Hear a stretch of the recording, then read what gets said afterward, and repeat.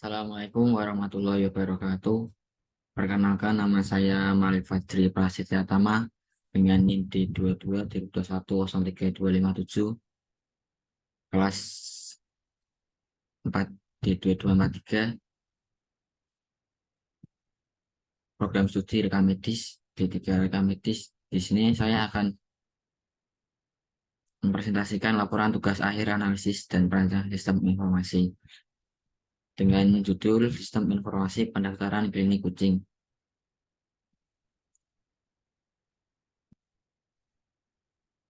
Studi kasusnya yaitu yang pertama terdapat proses pendaftaran klinik kucing purnama.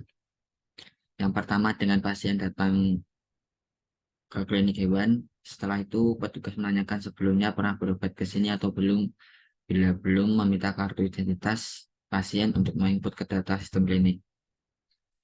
Jika sudah, cetak kartu berobat beserta nomor antrian dan kembalikan kartu identitas pasien. Lalu petugas menyimpan data yang sudah terinput pada sistem. Kemudian petugas mengarahkan pasien pada ruang tunggu dokter. Tunggu antriannya dipanggil, nomor antrian dipanggil. Setelah itu, petugas pendaftaran meminta petugas lainnya untuk membuat DRM baru, lalu mengisi buku registrasi pasien baru dan mengantar DRM ke ruangan dokter. Bila pasien sudah memiliki kartu berobat, petugas akan meminta kartu berobat. Setelah itu, petugas mencetak nomor antrian dan mengembalikan kartu berobat, dan petugas mengarahkan ke ruang tunggu dokter.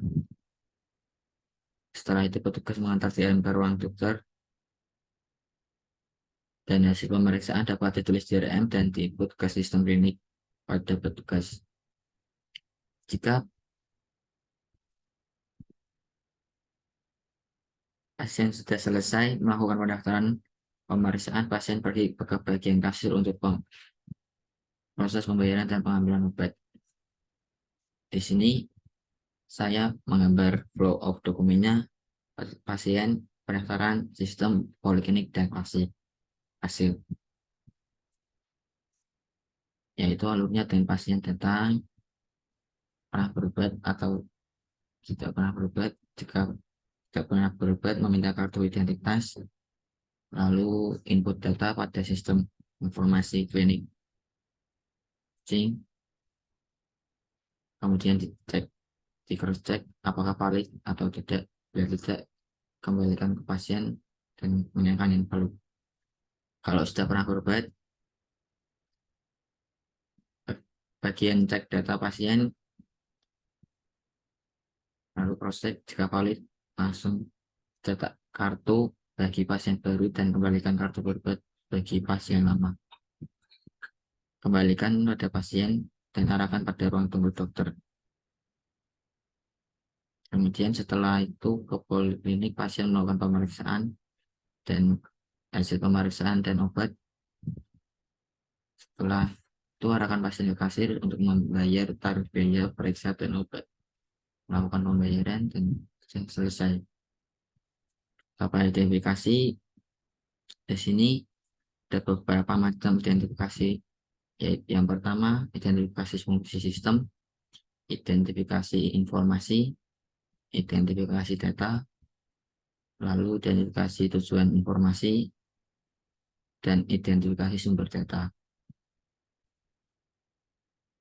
Yang ke-6, identifikasi pelaku. Ke-7, identifikasi proses. Ya, yang terakhir adalah identifikasi proses. Kemudian menganalisis kebutuhan fungsional dan non-fungsional. Kebutuhan fungsional yaitu kebutuhan yang berisi proses-proses apa saja yang nantinya dilakukan oleh sistem. Sedangkan kebutuhan non-fungsional adalah kebutuhan yang menitik beratkan pada properti perilaku yang dimiliki oleh sistem. Kebutuhan fungsionalnya, yang pertama, sistem mampu melakukan atau digunakan untuk pengolahan data pasien. Yang kedua, sistem mampu melakukan untuk menghasilkan informasi pasien. Kebutuhan non-fungsional, yang pertama operasional, Yang kedua keamanan pada sistem. Yang ketiga informasi.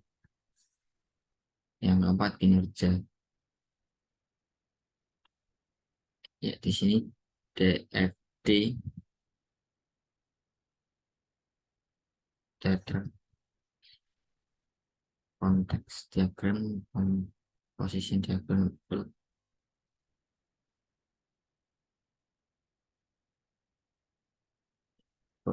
decomposition diagram,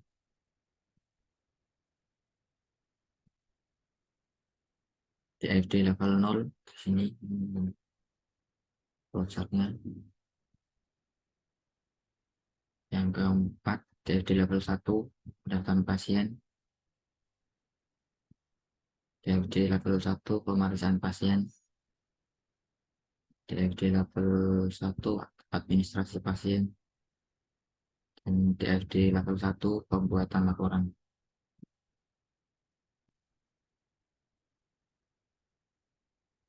Dan desain basis data di sini saya menggambar seperti ini. Dan yang terakhir adalah struktur tabel, tabel pasien, tabel rekam medis, tabel pendaftaran, tabel petugas, tabel dokter, tabel pemeriksaan, dan yang terakhir tabel obat. Sekian presentasi dari saya. Bila ada kekurangan atau salah kata mohon dimaafkan sebesar-besarnya. Cukup sekian. Terima kasih. Wassalamualaikum warahmatullahi wabarakatuh.